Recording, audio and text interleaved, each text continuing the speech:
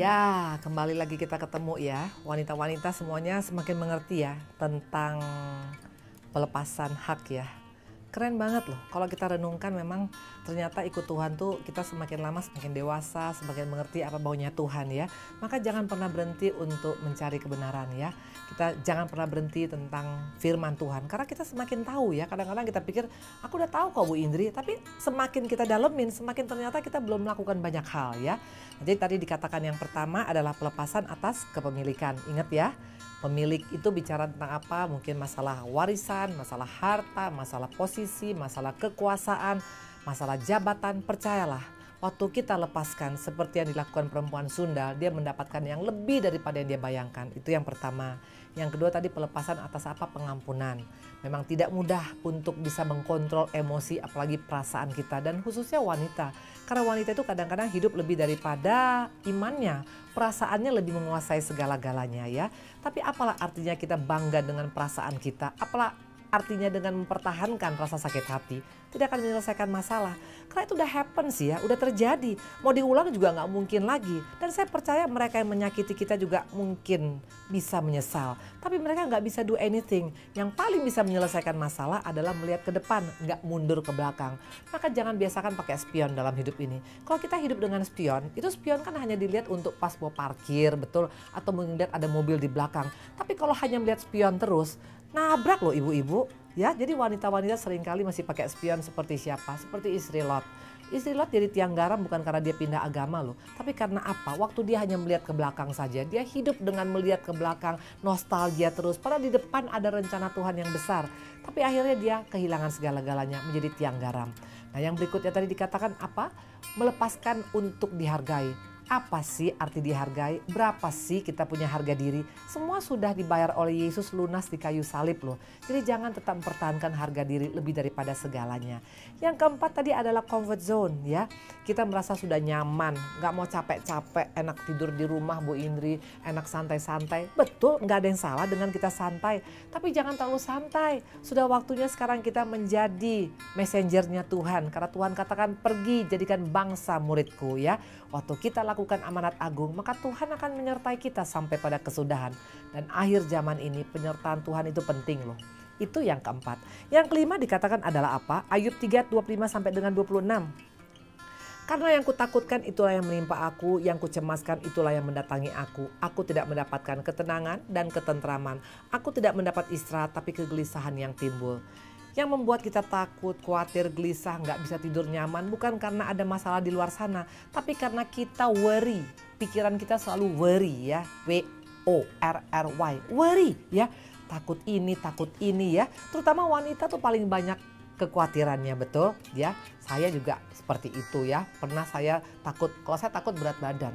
Kalau udah naik berat badan ampiun deh. Makanya di rumahku tuh ada berapa banyak timbangan. Terus mau apa gitu loh. Kalau emang sudah berat badannya minimal ya it's okay lah. Yang penting kan sehat. Karena kita nggak pernah bisa hidup dengan ketakutan yang berlebihan. Takut boleh. Yesus pernah mengalami rasa takut waktu dia mau disalibkan di Taman Getsemani. Dikatakan seperti mau mati rasanya. Tapi yang membedakannya Tuhan nggak tinggal dalam ketakutan. Akhirnya dia bangkit dan akhirnya melaksanakan semua pesan daripada Bapa di surga. Jadi itu yang sering kali membuat kita khawatir dan takut. Padahal apa sih yang sudah Tuhan berikan kepada kita? Dikatakan dalam 1 Petrus ya, dikatakan begini.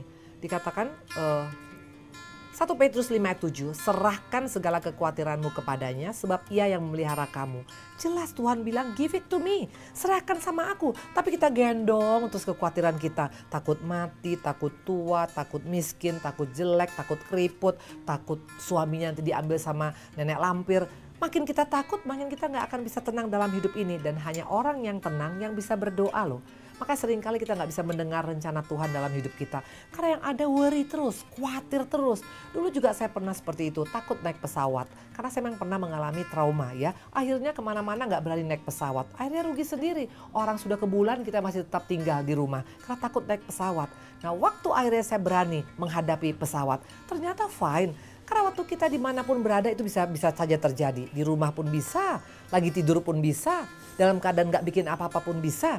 Tapi kok kita sudah menyerahkan semua kepada Tuhan, tinggal kehendak mulai yang jadi, betul ya? Dan yang terakhir dikatakan adalah apa? Ini yang paling keren ya.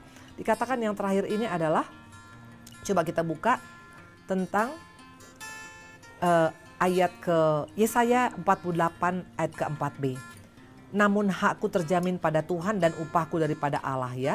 Jadi yang terakhir adalah hak atas membela diri. Jangan kita bela diri kita. Waktu kita membela diri kita terbatas, tapi waktu Tuhan yang menjadi pembela kita itu luar biasa. Yesus membuktikan dia tidak ada membela diri sama sekali loh. Diludahi, ditendang, didakwa, difitnah, bahkan diperhadapkan dengan Barabas. Tuhan gak ada membela diri. Itu yang membuat Bapa di surga begitu mengasihi dia. Karena pembelaan bukan dari kita, pembelaan dari Tuhan. Dan Tuhan kita adalah pembela yang adil, pembela yang luar biasa, betul? Kita ceritanya ada dalam waktu itu cerita tentang Stefanus. Waktu Stefanus dirajam, tahu ceritanya ya bagaimana waktu itu dia dirajam dengan batu. Dan dikatakan ayat ke-57, kisah 7 ayat 57 dan 58 ya, dikatakan seperti ini. Maka berteriak-teriaklah mereka sambil menutup telinga serentak menyerbu dia. Mereka menyeret dia keluar kota lalu melemparinya dan saksi-saksi meledakkan jubah mereka di kaki seorang muda yang bernama Saulus. Sedang mereka melempari Stefanus berdoa katanya, ya Tuhan, terimalah rohku. Sambil berlutut ia berseru dengan suara nyaring, Tuhan jangan tanggung dosa ini kepada mereka. Dan dengan perkataan itu ia meninggalkan. Ayat 55 dan 56 perhatikan. Tapi Stefanus yang penuh dengan Roh Kudus menatap ke langit lalu melihat kemuliaan Allah dan Yesus berdiri di sebelah kanan Allah. Lalu katanya, sungguh aku melihat langit terbuka dan anak manusia berdiri di sebelah kanan Allah. Luar biasa. Ini bicara tentang standing ovation. Tuhan dikatakan berdiri tepuk tangan seperti kalau kita lihat ada Indonesian Idol atau mungkin X Factor. Di mana sampai juri sampai berdiri tepuk tangan. Kenapa Tuhan bisa tepuk tangan waktu menyambut Stefanus? Karena Stefanus pribadi yang tidak membela diri. Bahkan dia katakan ampuni dosa mereka Tuhan. Waktu kita tidak membela diri kita tapi menyerahkan pembelaan dari Tuhan. Tuhan angkat topi, Tuhan tepuk tangan, Tuhan katakan hai anakku yang luar biasa. Inilah terima pembelaan daripadaku. Bagaimana dengan kita saat ini? Ada 6 hak untuk kita bisa tidak lepaskan. Pertama, hak atas kepemilikan. Kedua, hak atas dilayani.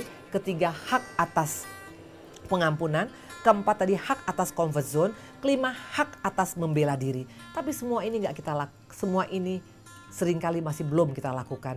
Hari ini mari kita introspeksi karena kita mau mengalami seperti yang dialami oleh pribadi-pribadi yang menyenangkan Tuhan. Kuasa memberi lebih besar daripada kita menerima. Abraham menerima segala sesuatu, perempuan sundal menerima segala sesuatu, Daud menerima segala sesuatu. Bagaimana dengan kita saat ini? Mau belajar untuk going to the next level wanita-wanita? Yuk kita belajar untuk memberi. Kita berdoa ya. Terima kasih Tuhan Yesus yang baik, terima kasih untuk session yang sudah kami lalui begitu luar biasa tentang kuasa dalam memberi. Ajarkan kami mempraktekkan dalam hidup kami Tuhan Yesus. Haleluya. Amin. Saya Evangelis Dr. Indri Pardede Arya dari Sungai Sukacita Ministry by Love. Shalom.